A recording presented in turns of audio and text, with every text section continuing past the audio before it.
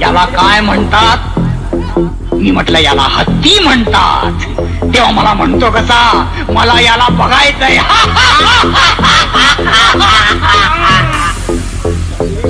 त्यानंतर मी काय केलं असेल, मी कमला सर्कसच्या मालकाला गाठला आणि त्याच्या जवळचा एक मोठ्यातला मोठा हत्ती मी 40,000 रुपयाला खरेदी केला. मला याला बघायचंय.